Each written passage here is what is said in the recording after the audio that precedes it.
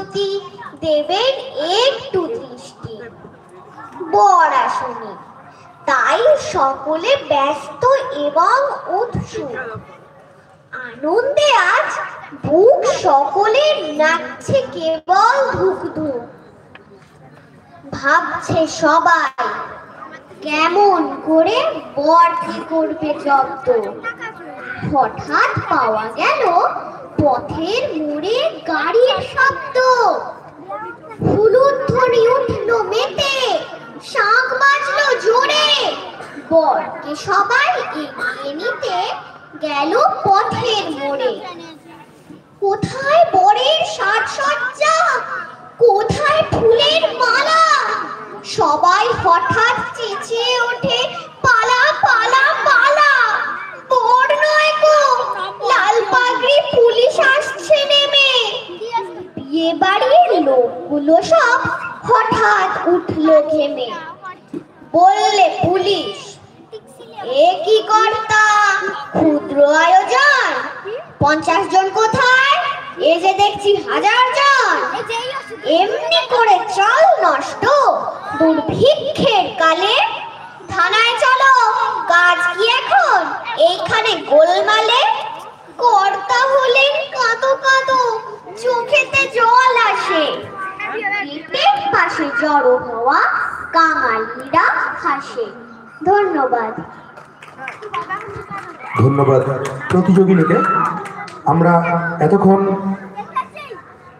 মঞ্চে তানিশ কাকার আবৃত্তি শুনলাম। এর পরের প্রতিযোগী ত্রিধা মজুমদার। পরের প্রতিযোগিনী ত্রিধা মজুমদার। পরবর্তীতে প্রস্তুত থাকবে নিতশ্রী ঘোষ, বাতকুল্লা ভ্রাতৃ সংঘের।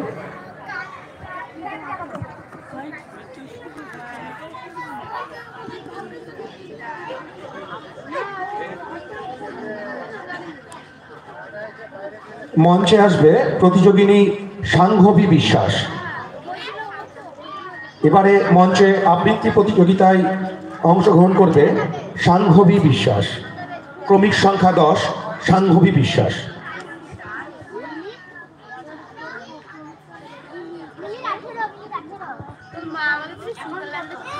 পরবর্তীতে প্রস্তুত থাকবে ক্রমিক সংখ্যা 11, সৃজা জোয়ারদার। মঞ্চে আবৃত্তি পরিবেশন করতে আসছে প্রতিযোগিনী সাংঘবী বিশ্বাস।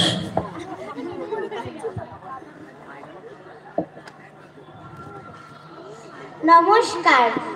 কবি চন্দননাথের কবিতা অপরাজিতা। জানো মা, আমি না কবিতা লিখেছি, তোমরা পড়বে কি তা? মার সামনে খাতা মেলে ধরে ছোট্ট অপরাজিতা। রাজি চোখ মেলে মা তাকে বলেন, মাথা কি খারাপ হলো? ছাই পাশ্রম না লিখে বরং অঙ্কের খাতা খোলো। মুখ ভার করে গুটি গুটি পায়ে গেল সে বাবার কাছে। কবিতা লিখেছি বাবা, তোমার পড়ার সময় আছে? মুখটি না তুলে বললেন বাবা। কবিতা লিখেছো? বেশ, পড়বো তো বটে, আগে খবরের কাগজটা করি শেষ। অগত্যা গেল দিদিটির কাছে, ডাকলো সে, দিদি আয়, দেখ না কেমন ছবিটা এঁকেছি ছোট্ট এ কবিতায়। দিদির দু চোখ টিভি পর্দায়, ঝলমলে রোশনাই।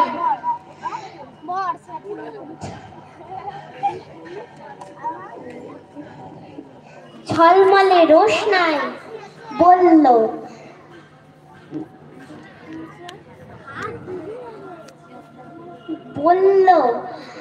কবিতা তুই লিখেছিস? কবিতা না ওটা ছাই। অপরাজিতার চোখ ছলো ছলো, বুকে কান্নার ঢেউ। তার লেখা এই প্রথম কবিতা দেখলো না পড়ে কেউ। একা ঘরে বসে সামনে তাকালো মালাতে সাজানো ছবি। স্নিগ্ধ দু চোখে রয়েছেন যে সহজ পাঠের কবি। কবিতার খাতা মেলে সে ধরলো, ঠোঁট দুটি থরো থরো। ঠাকুর, কেউ না পড়ুক, তুমি এ কবিতা পড়ো।